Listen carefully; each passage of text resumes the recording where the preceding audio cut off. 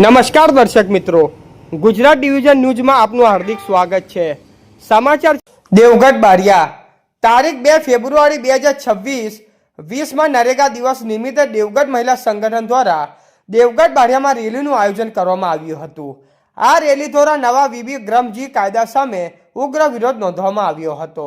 સંગઠન દ્વારા જણાવવામાં આવ્યું કે નવો વીબી ગ્રામજી કાયદો પંચાયતો અને ગ્રામ સભાના હાથમાંથી લઘુત્તમ વેતન નક્કી કરવાની, બેરોજગારી ભથ્થું આપવાની, સ્વાયત્તા આયોજન, અમલીકરણ તથા સ્થાનિક સ્વરાજ્ય સંસ્થાઓની દેખરેખ જેવી મહત્વપૂર્ણ સત્તાઓને છીનવી લઈને કેન્દ્ર સરકારને સોંપે છે।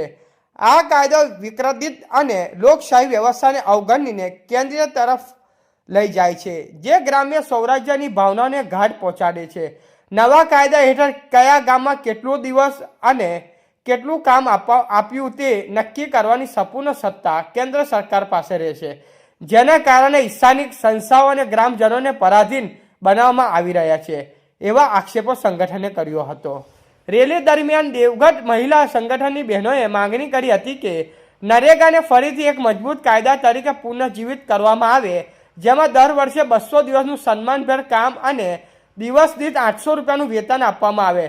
તેમનું માનવું છે કે આવા મજબૂત અમલીકરણથી ગ્રામ્ય વિસ્તારમાં સ્થળાંતર અટકાશે।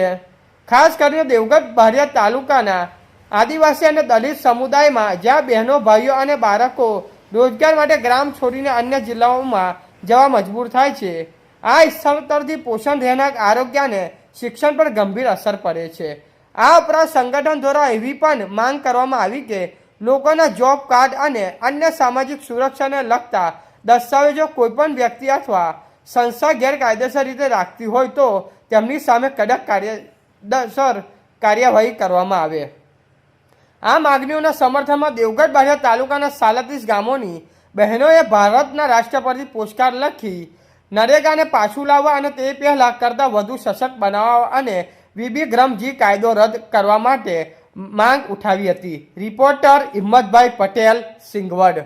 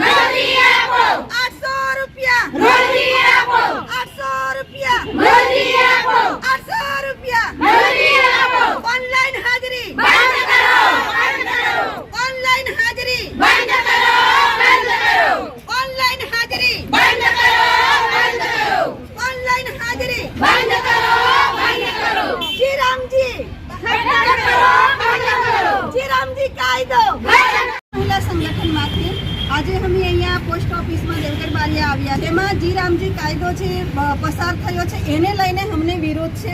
જે અમારા હક્કો છે, અમારી રોજગારી છે, રોજગારી કાયદામાં જે હતું નરેગા કાયદામાં, એ આ કાયદામાં જોગવાઈ નથી, એને લઈને આજે અમે એક સંગ્રહ કરીને રાષ્ટ્રપતિને એક પત્ર લખીને અમારી જે માંગો છે પત્રમાં અમે મોકલાવીએ છીએ, જેથી કરીને અમારી જે મુશ્કેલીઓ છે એને ધ્યાનમાં રાખે અને જે રોજગારી ગેરંટી કાયદો હતો એ ફરી શરૂ કરે, એ માટેની આજે અમારી સામૂહિક લડત માટે આજે ભેગા થયા છે અને રજૂઆત કરીએ છીએ।